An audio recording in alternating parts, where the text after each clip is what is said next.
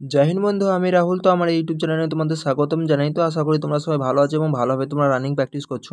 তো আজকের ভিডিওটা সম্পূর্ণ ইন্ডিয়ান আর্মি যারা এক্সাম দিয়েছে, অগ্নিবীর ইন্ডিয়ান আর্মি, তো তাদের নিয়ে সম্পূর্ণ কিন্তু এই ভিডিওতে অনেকগুলো টপিক নিয়ে কথা বলবো। যে ফার্স্ট টপিক আমাদের রেজাল্ট আমাদের কবে আসছে এবং আমাদের কাট অফ আমাদের কবে থাকবে এবং কোন ইয়ারও তোমরা জানো আমাদের যে ওয়েস্ট বেঙ্গলের মোট 4টা মোট ইয়ারও, কলকাতা ইয়ারও, শিলিগুড়ি ইয়ারও, ব্যারাকপুর ইয়ারও এবং বহরমপুর ইয়ারও। তো সব থেকে কোন ইয়ারোতে আমাদের কম্পিটিশন বেশি হতে চলেছে এবং সব থেকে কোন ইয়ারোতে আমাদের কম্পিটিশন লেভেল লো হতে চলেছে এবং কতগুলো কোশ্চেন করলে তোমাদের মোটামুটিভাবে তোমাদের রানে ডাক আসতে পারে, তো সেটা নিয়ে সম্পূর্ণভাবে কথা বলবো। তো এই ভিডিওতে তোমরা অবশ্যই তোমরা শেষ পর্যন্ত দেখবে।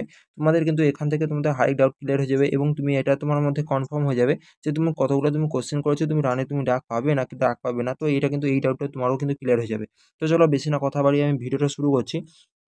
তো তার আগে আমি বলে দিচ্ছি, তোমরা যদি আমার চ্যানেলে প্রথমবার যদি এসে থাকো তো অবশ্যই তোমরা সাবস্ক্রাইব করে তোমরা পাশে থাকবে। তোমরা জানো কিছুদিন পর কিন্তু আমাদের ইন্ডিয়ান আর্মির কিন্তু রানিং শুরু হবে। তো রানিং সংক্রান্ত যে কোনো আপডেট এবং মেডিকেল সংক্রান্ত যে কোনো আপডেট সর্বপ্রথম পাওয়ার জন্য অবশ্যই তোমরা আমার এই চ্যানেলকে সাবস্ক্রাইব করে নাও। সর্বপ্রথম কিন্তু যে কোনো আপডেট আসলে আমি কিন্তু এই চ্যানেলের মাধ্যমে তোমাদের দিয়ে থাকবো। এবং তোমরা যদি না এখনও পর্যন্ত টেলিগ্রাম যদি না জয়েন হয়ে থাকো, অবশ্যই তোমরা টেলিগ্রাম জয়েন হয়ে যাও। টেলিগ্রামের লিঙ্ক কিন্তু আমি ভিডিও ডিসক্রিপশন বক্সে দিয়ে দিয়েছি।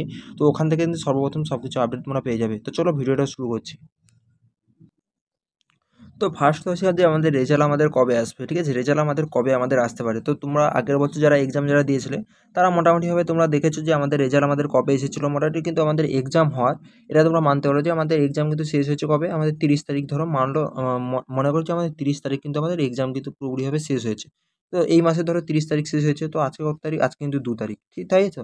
তো আজকে কিন্তু 2 তারিখ। তো তোমরা হচ্ছে মানতে পারো যে আমাদের রেজাল্ট কিন্তু জুন মাসে কিন্তু প্রথম কিন্তু উইকে কিন্তু ফার্স্ট উইকে আসা কিন্তু পুরোপুরি কিন্তু চান্স কিন্তু আছে। তার জন্য কি তোমরা ভেবে রাখতে পারো যে আমাদের কিন্তু জুন মাসে কিন্তু পুরোপুরিভাবে কিন্তু রেজাল্ট আসছে। তো এটা যদি তোমরা ভেবে থাকো যে আমাদের কিন্তু অনেকটাই লেট হবে, তো তোমরা কিন্তু খুব ভুল ভাবছো। এবং তোমরা জানো জুন মাসে কিন্তু রেজাল্ট আসলে আমাদের কিন্তু জুলাই জুলাই নাগাদ কিন্তু আমাদের, আর তোমরা ভালো করে জানো, দেখো রেজাল্ট আসার পর কিন্তু সর্বপ্রথম কিন্তু আমাদের যে রানিং যে হয়, আমাদের সর্বপ্রথম রানিং হয় কিন্তু ব্যারাকপুর ইয়ারও। তো তার জন্য আমি ব্যারাকপুর ইয়ারোতে স্টুডেন্ট যারা এক্সাম যারা দিয়েছো তাদেরকে বলবো তোমরা কোনো কিছু না ভেবে তোমরা কিন্তু এখন জুলাই মাসকে তোমরা টার্গেট রেখে তোমরা কিন্তু রানিং তোমরা প্র্যাকটিস করো।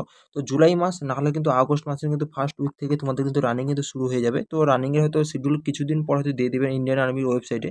তো যখনই দিয়ে দেবে আমি তোমাদের আপডেট করে দেবো যে কবে কোন এয়ার কবে রানিং পড়েছে এবং কত তারিখ থেকে কত তারিখ পর্যন্ত রানিং হবে। সেটা তোমাদের আমি আলাদা একটা ভিডিওর মাধ্যমে তোমাদের আমি আপডেট দিয়ে দেবো। তো আমি বলবো ব্যারাকপুর ইয়ারও কিন্তু সর্বপ্রথম রানিং হবে এবং সব থেকে লাস্টে যে ইয়ারও রানিং হবে সেটা হচ্ছে কলকাতা ইয়ারও। সেটা হচ্ছে কলকাতা ইয়ারও কিন্তু সবথেকে লাস্ট কিন্তু রানিং হবে। তো কলকাতা ইয়ারও স্টুডেন্টরা এখন না মোটামুটি এখন নর্মালি রানিং প্র্যাকটিস করলেও চলবে। আর দেখো এখানে অনেক স্টুডেন্ট কিন্তু রানিংয়ের নিয়ে মানে প্রচণ্ড ভয় পাচ্ছে। তো রানিং নিয়ে কিন্তু কেউ ভয় পাবে না। দেখো রানিং কিন্তু এখন বর্তমান তোমাদের আর সেই ধাবকের মতন ছুটতে হয় না যে ভাই 250 করে স্টুডেন্ট ছাড়বে, তার মধ্যে যে আমাদের 20 থেকে 25 জনকে নেবে, তো সেরকম আর কিছু নয়। তো এখানে কিন্তু মোটামুটি 100 জন করে ছাড়ে এখন।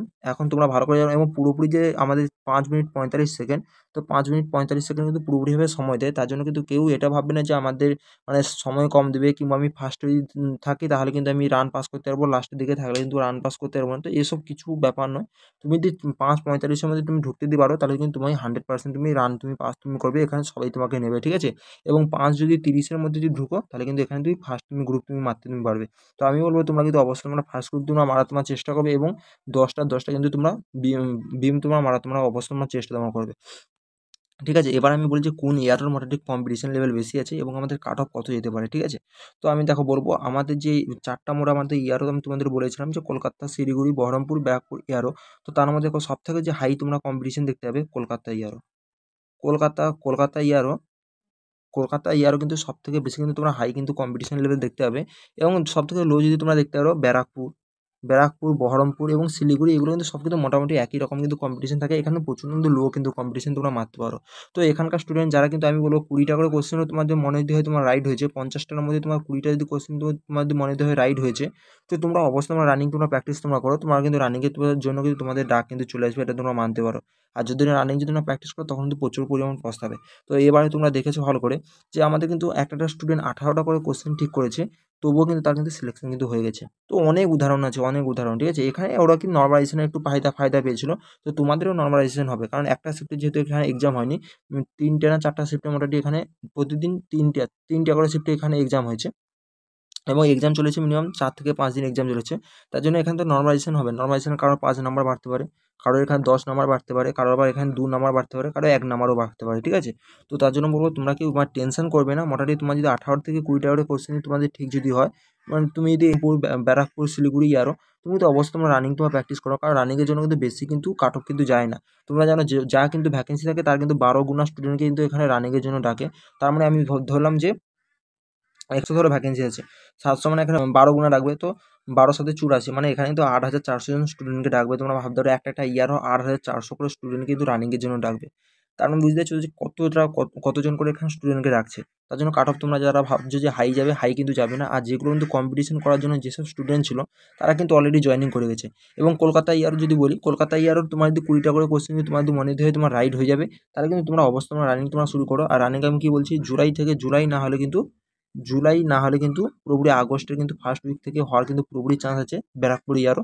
এবং তোমাদের রেজাল্ট আমি কি বলছি, জুন মাসে। তো জুন মাসে কিন্তু আসার কিন্তু পুরোপুরি কিন্তু পুরো চান্স আছে, তোমরা মানতে পারো। তো জুন মাসে কিন্তু পুরোপুরিভাবে রেজাল্ট চলে আসবে। এবং রেজাল্ট কিন্তু যখন কিন্তু চলে আসবে, অবশ্যই তোমাদের কিন্তু আমি ভিডিও করে তোমার জানিয়ে দেবো যে তোমাদের রেজাল্ট কিন্তু তোমাদের চলে আসছে।